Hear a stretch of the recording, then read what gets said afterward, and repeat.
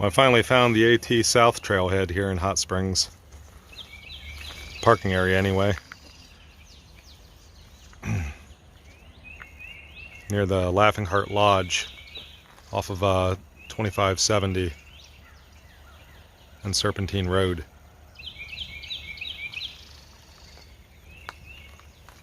So there we go. Here's your first view of Hot Springs. I'm on the AT going south. About 15 minutes into the trip. Just doing a day hike. Gonna have to go back the way I came. Gonna try and get to Bluff Mountain if I can make it. It's 10 miles one way. Then I'll have to go back 10 miles. So it'll be a 20-mile day hike if I have enough time. I have some place I have to be at 4:30. Got a little bit of a late start here, 7:25. Took almost 2 weeks off from the trail, and it's too long to be away. Just too long to be away. So gonna start a big trip here in 3 days. This Saturday, the 7th. Gonna try and complete 116 miles in no more than 8 days. Probably 6 days if I can manage that. Be my first big week-long trip. So hoping that'll go really good and the weather will hold out and be pretty favorable. So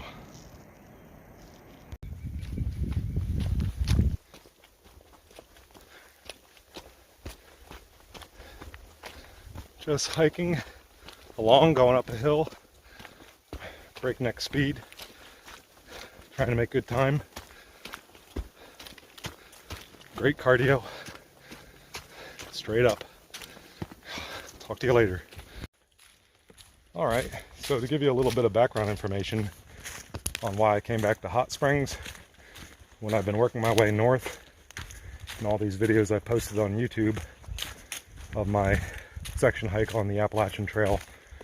Well, the reason being is that I've already completed sections of the AT for which I didn't post on YouTube when I started posting on YouTube of my hikes on the Appalachian Trail in January. With the first video, we started from Hot Springs. I hiked with a friend and we went north to Spring Mountain Shelter and headed back. So I was going to knock out the max patch to Hot Springs sections, 20 miles. We had a lot of rain yesterday, so just decided I'd come here and do a day hike, try and make it to Bluff Mountain, which is 10 miles south from Hot Springs, and back for a total of 20. And I'll just hike from max patch to Hot Springs another time. I'll probably backpack that. Anyway, I've already completed the I-40 crossing last year in August and went to max patch and back on a overnight trip. Did the Roan Highlands section last year twice. First time solo, second time with 2 friends. And so this upcoming trip, starting this weekend, we are hiking from Fox Creek, Virginia, 116 miles. We are going south to US 19E, and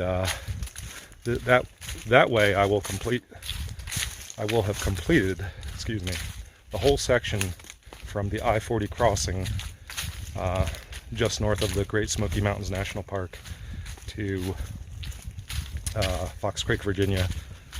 So trying to knock out this whole 511-mile section from Springer Mountain, Georgia to Fox Creek, Virginia.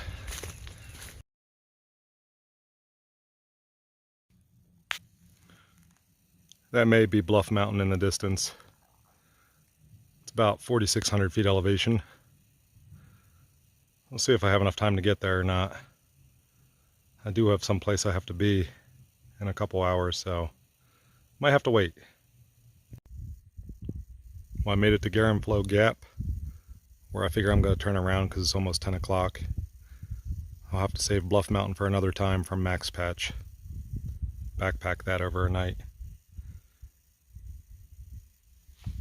ready to head back south. 6.6 miles back to Hot Springs.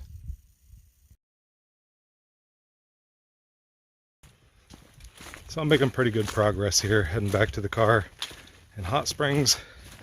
Just want to address a topic that comes up frequently in the online forums about how do I get into shape for backpacking. And the answer is really simple.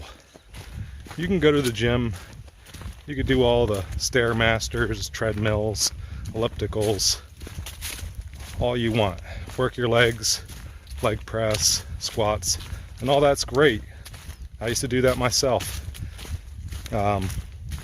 However, there is no substitute for backpacking or hiking, even if you only have time for day hikes.